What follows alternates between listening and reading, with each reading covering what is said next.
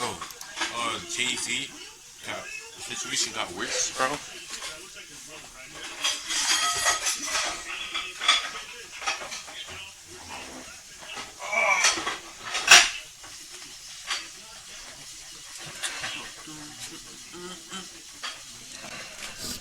not start dancing.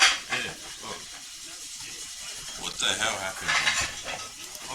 I remember all I heard was he was when it was basically he did something to Contractors, are you his covered? has been hot water and his name has been Insurance policies start at only $50 per month. Get your certificate of insurance in no time. because he was in hot water ever since his name has been listed as P Diddy kid. P Diddy the ongoing case.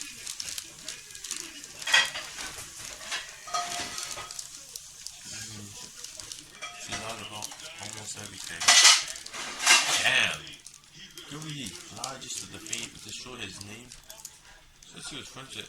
So earlier this week, I told you guys. Like, what the hell, bro? So, it's basically saying that he wasn't involved. And she lied about the whole thing. Weird ass bitch, bro. What the hell?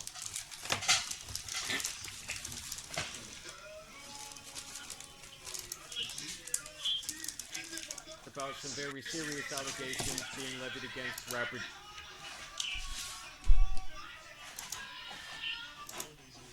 I would not be surprised if he did anything, but like, Loki is associated, but like he didn't do it. That's what he's basically saying. Jay-Z, with these claims revolving around the ongoing situation with his longtime friend P. Diddy.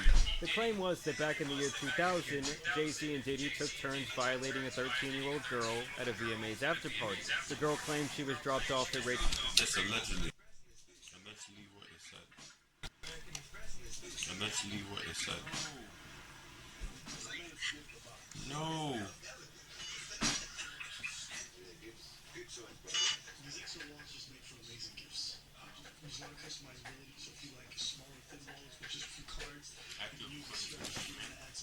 Radio City Music Hall by a friend.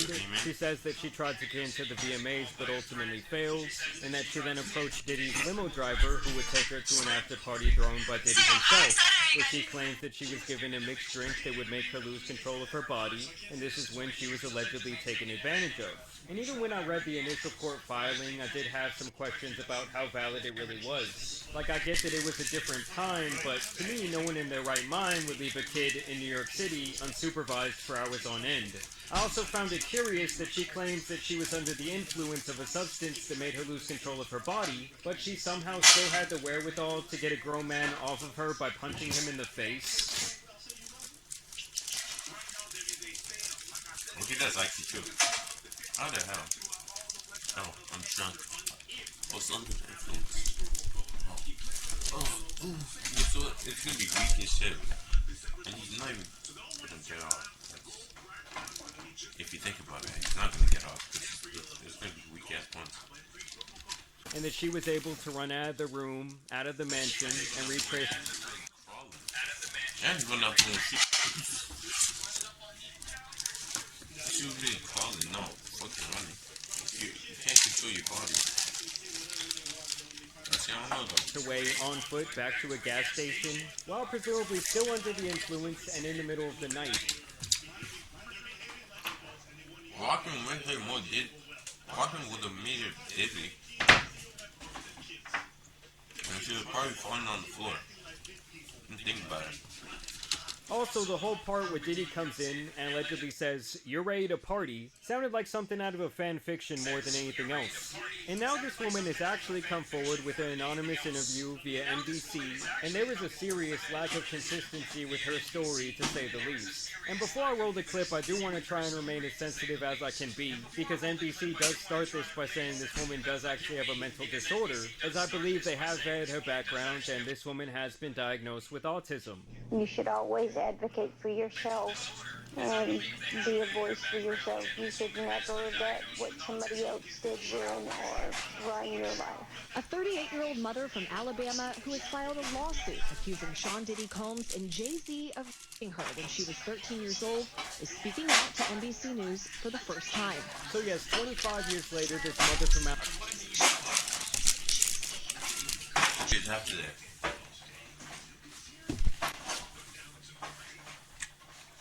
Maybe she was scared. Some other thing. When he's locked, cause that's why you want the clout. Stay anonymously when you know. Like, properly. Like, she's doing like 10 years after it happened. Maybe even 3 years after, or the same year. Pull up for evidence.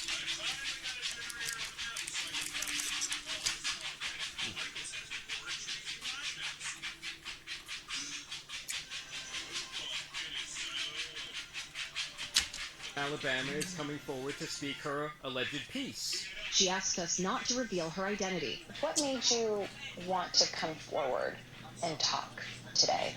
Because I think that I've been quiet long enough about what I've been through, and it's been hard enough to be quiet. But it's a chapter of my life that I'd like to close.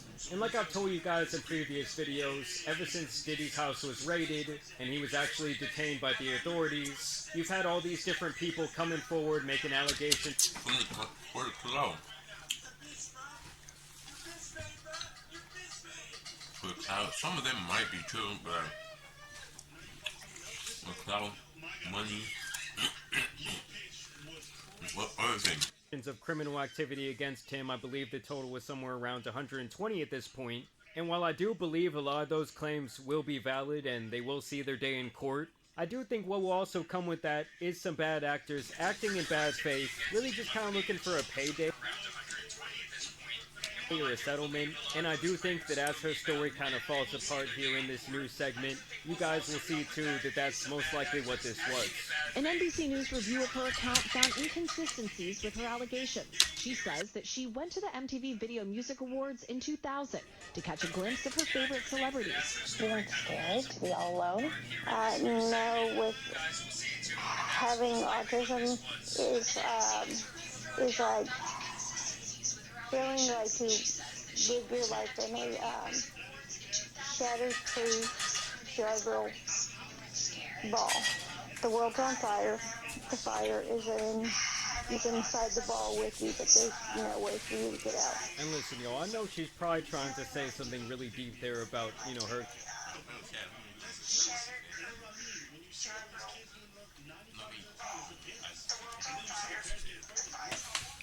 experience with having autism, but to me, just off the bat, my initial impression of her is that this lady doesn't really speak like she's exactly within her right mind. The night of the 2000 I don't know. I don't even think they'll be attracted to them. Actually, I don't know. VMAs, she says a friend drove her from Rochester, New York to Manhattan, a more than 5-hour drive.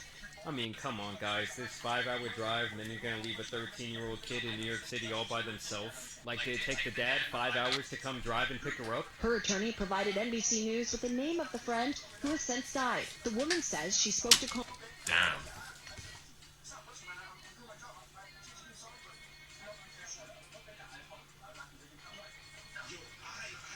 Damn.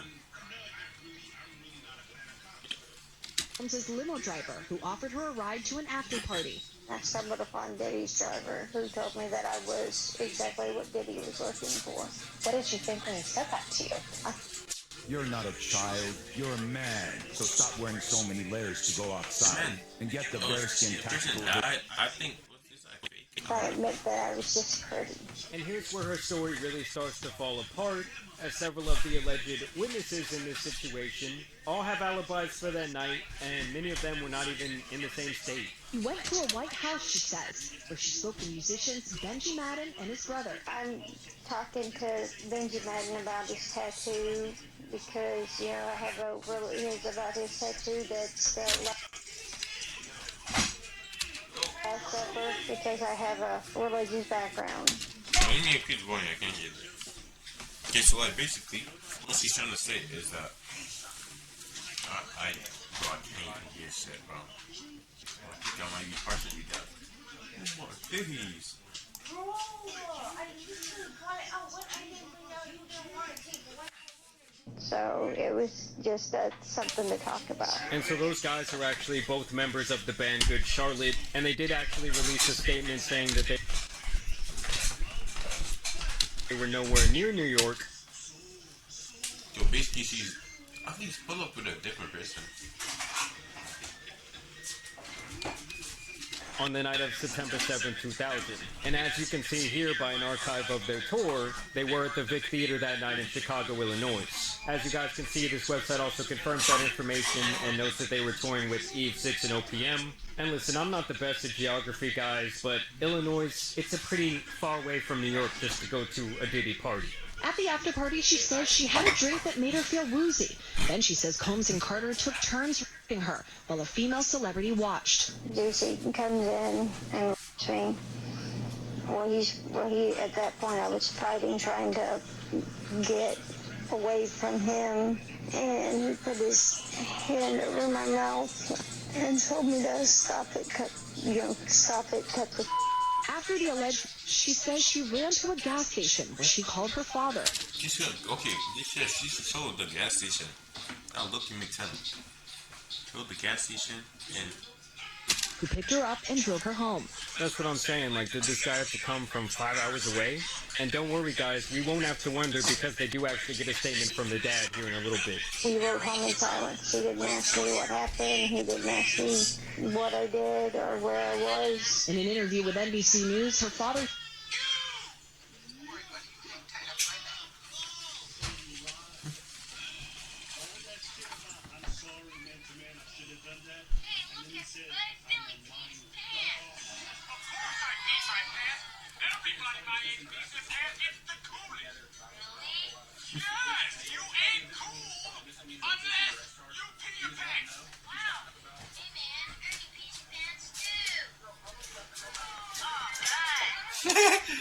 yo.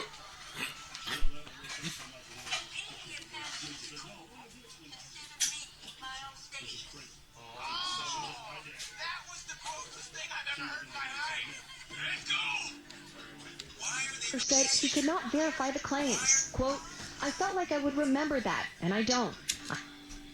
No, you want to remember this exposure?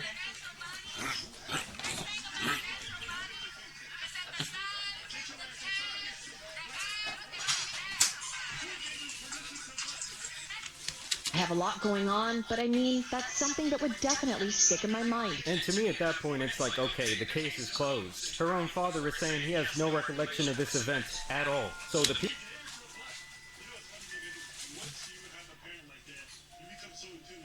Actions will have consequences. Okay, hardcore. What the fuck is this? The hell? I want to try pistachio. Hopefully I can wash it. Okay, let me just...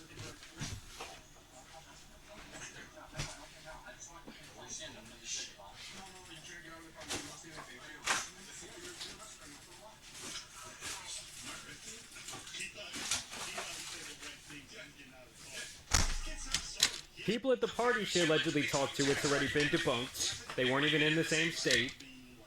The rave. Oh my lord. Oh, she was probably hallucinating, bro. She was probably hallucinating. How the fuck do you see? It could still happen. This still happen. She probably just changed the names, but there's a high chance she's lying, definitely. How the fuck you bring her? Oh, maybe she forgot. Who knows? Or she probably hallucinated. She was on. She said she was on drugs or some shit.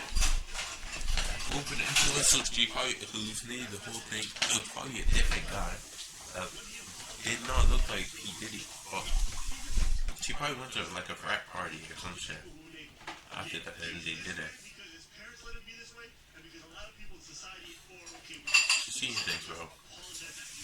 probably a frat party. She probably went there, thought it was a Diddy party, or Diddy parties would low-key be lit. Oh yeah, check. It would low-key be lit. Everyone just dancing. There's gonna be different rooms, different sections. And it wouldn't it take like okay, I'll see. It's not that big. Oh, it's big. So like 10 minutes to find the exit. It'll take you like more than that. Actually, yeah.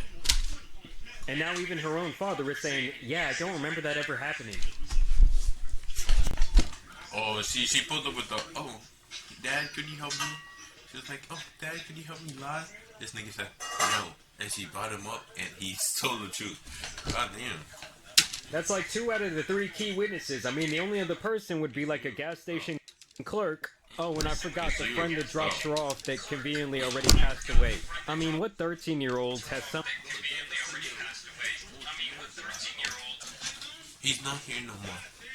The person died. Cause, so I have only, like, I don't know how to explain it. I'm just yapping. Some sort of friend that's willing to drive them 5 hours away and drop them off somewhere. Especially one who has... And lead them, that's the thing.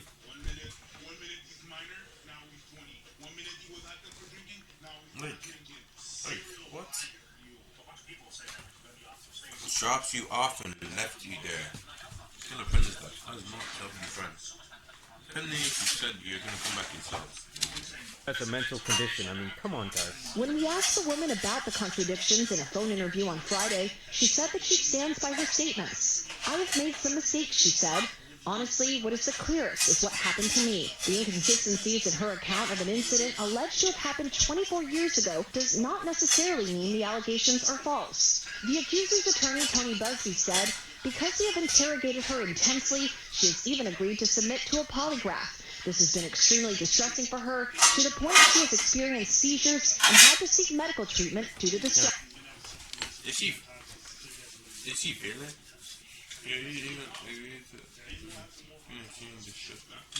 So she was probably hallucinating or some shit.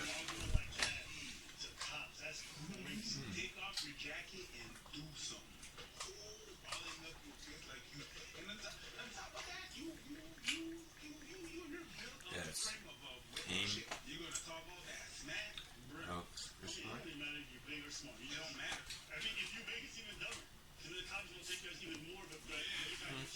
Oh man. And I know Tony Busby has been a really successful lawyer working some of the biggest cases, especially out of Houston, over the last couple... Basically just wasted, what he's gonna say, he probably just wasted his time doing this for her. ...of decades. With that being said, the guy is obviously an opportunist, and he loves jumping on these high-profile cases, and I think, in this instance, it seems like he just flew a little bit too close to the sun. Like, to me, even just reading the initial court document without these other witnesses coming out and saying that this story is bullshit, I already felt like her claims were really questionable, to say the least. And it was definitely not something that I felt could be, like, substantiated in court. Is any part of you scared coming out against such powerful people? I'm scared of what happened, but I'm more afraid of letting it eat me alive from the inside out than I am of being chastised by their fans. And Jay-Z and Rock Nation, as well as his attorney, would actually put out a statement after this news piece was released, where he says, today's investigative report proves this attorney, Busby, filed a false complaint against me in pursuit of money and fame. This incident didn't happen, and yet he filed it in court and doubled down in the press. True justice is coming. We fight from victory, not for victory. This was over before it began. This 1-800 lawyer doesn't realize it yet, but soon. And that's apparently a statement directly from Jay-Z himself. And in a statement from his lawyer, they say, it is stunning that a lawyer would not only file such a serious complaint without properly vetting, but would make things worse by further properly investigating him. Actually, he just accused him, and he just fell in love with him. I know he fell for it too, bro. I didn't even think it was real, but like, I don't know. This false story in the press. We're asking the court to dismiss this frivolous case today, and we'll take up the matter of additional discipline for Mr. Busby and all the lawyers that filed the complaint. And listen, guys, Jay-Z has money, Jay-Z has power. He could probably, if it happened, he could easily just hide it. When he was doing his whatever, he did it for years. He could hide it. It's not hard. Pay the right price. Because he has money, he just. And that's not just in the entertainment industry. Jay-Z actually holds a lot of political power. He's been in bed with the NFL, I believe, for close to a decade. And so now I truly do believe that we're going to see a bit of a war between him and this guy, Tony Buzbee. Like I told you guys before, Tony was the one who represented all those women against Deshaun Watson a couple years ago. So you know the NFL wants to fuck with him too. I mean, Deshaun Watson, he's a disgusting person. And business-wise, that was a horrendous look for the NFL. And so you know if they have the chance to like help Jay-Z stick it to Tony in this situation, they definitely will. So yeah, guys, we're gonna have to wait and see what happens in this situation, but to me, this story does seem quite frivolous at this point. Like, I don't think this accuser has a whole lot of ground to stand on. And I know that there's the saying that the truth does not matter when the lie is more entertaining than the truth itself. But it is shocking to me, the stark contrast between when Jay-Z was initially accused and people saw the headlines that he had violated this 13-year-old girl and how quickly that all spread and how much, like, hate he was receiving from all the...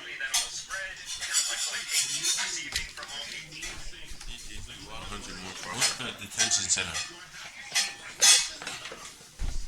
Jabos in Paris. Jabos. Is that supposed to say Nick? These massive pages getting millions of impressions, millions of likes, millions of retweets. But now that this news piece has come out and it doesn't fit that whole narrative, very few people are talking about it. This is being spread on a very... Because like hate spreads more and lasts longer than love. You know what I mean? That's one of the main reasons. Because there's no way, like if you do good thing, eventually, it's gonna go slower, but like he put some hate on there, it goes up because people want to see things like entertaining. Love it is not really entertaining if you think about it. It's boring. What can people cheat in a good relationship? Eventually it ends up there's nothing special to do. Just dry as shit. Small scale. And I'm not trying to say that Jay-Z is some saint or that he's never been involved in criminal activity or that his relationship... He probably does some freaky shit, but like, no.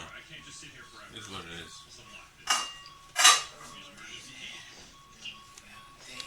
To Diddy all these years isn't questionable to say the least, but at least in this specific instance, this does seem like a whole bunch of BS to me. But either way, I do want to know what you guys think about it down below. Obviously, we will continue to follow the Diddy timeline, so y'all make sure you subscribe. Diddy timeline's wild. Just imagine, I don't know, bro. He can easily hide it if he's, I don't know, his best friend did it. He could probably do it too.